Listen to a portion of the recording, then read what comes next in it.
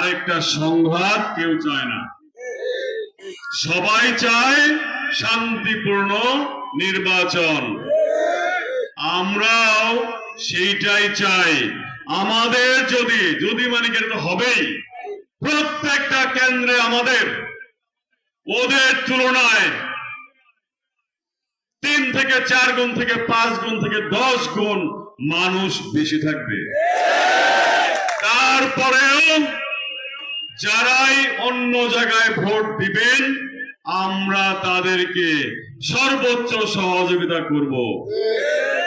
আমরা তারেক রহমান সাহেবের ওই বক্তব্যটা আমাদেরও বক্তব্য যে যার ভোট উনি দিবেন, স্বাধীনভাবে দিবেন। তাকেই মনোনয়ন দিয়েছেন, মাইন্ড করি নাই, আলহামদুলিল্লাহ বলছি নাকি? কোনো মাইন্ড করে নাই, আলহামদুলিল্লাহ বলছি। একইভাবে আমার ভোটটাও আমি যাকে যোগ্য মনে করব, আমি যাকে ভালোবাসার মানুষ মনে করব, যাকে দিলে আগামী 5 বছর, ওই যে একজন বলে গেল না, দরজা খুলে ঘুমাতে পারবো, তাকেই আমার ভোটটা আমি দেব। সবাই ভালো। মেন কথা হইল শোভন ফকির সাহেব 14 বছর ধান চাষ করে 100টা তোলা হাত নাই কোলায়।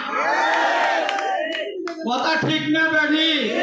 আরে কথা বলেন। 24 বছর চাষ কইরা 100টা ধান খেতের থেকে আইনা আপনার গোলাই তুলতে পারেন নাই।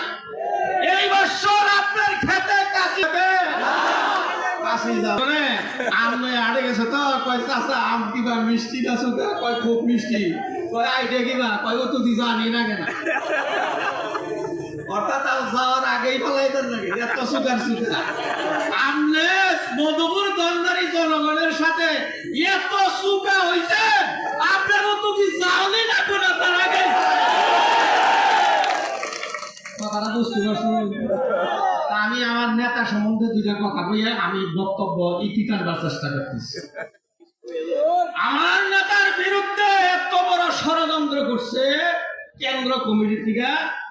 আমার নেতার বিরুদ্ধে প্রথম ষড়যন্ত্র হলো তাকে বহিষ্কার করা, দ্বিতীয় ষড়যন্ত্র হলো তাকে মনোনয়ন থেকে বঞ্চিত করা। এই দুইটা জিনিস ওনার উপরে জুলুম করা হয়েছে। আর আমার রাত্রে মোবাইল বন্ধ করে ঘুমান লাগে, কি রে ঘুমাহন লাগে? এই পরিমাণ সুপারিশ আর এই পরিমাণ চাপ আত্মীয় স্বজনের থেকে বিভিন্ন নেতা আমার উস্তাদ দিয়া ফোন করাইছে। এলাকার যারা মোহাম্মদ আলী করে, যারা শোভন বগির করে, 11 নেতা করে উহুর দিয়া কয় এটা কেনা। এই বক্তব্যগুলা এই পরিমাণ ভাইরাল হয়েছে। ভাইরাল হওয়ার কারণে উপরে অগর মাথা হাত খারাপ হয়ে গেছে, হাত মাথা খারাপ। হাত মাথা খারাপ মানে কি জানে? একজনে ইন্টারভিউ দিবা গেছে, দেওয়ার যাওয়ার পরে এখন যে ইন্টারভিউ নেয় জিজ্ঞেস করে তোমার সার্টিফিকেট তো খুব ভালো, চাকরি তো তোমার দিওনি লাগে, তো তোমার কোনো প্রশ্ন করবো না, একটা প্রশ্ন করবে যে তোমার চাকরি যে সার্টিফিকেট তোমার সব ফার্স্ট ক্লাস, এটা প্রশ্ন করি। প্রশ্নটা কি? বলছে আমার বয়স কত? এই ছাত্রই কি বলে কব তার বয়স কত কোন? এখন কয় স্যার আপনার বয়স 80। আসলে বয়স 80 আছে।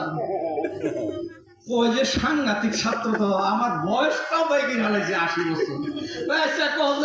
তোমার আমার বয়সটা 80 বছর, এটা তুমি কিভাবে বেড়ে গেলা? স্যার আমি সায়েন্সে পড়ছি, অঙ্ক করে হালাইছি। কি অঙ্ক? কয় আমাদের এলাকায় একটা হাফ পাগল আছে, আধা পাগল, তার বয়স হলো 40, আর 40 যোগ করলাম 80 হয়ে গেল, আমরা ফুল পাগল।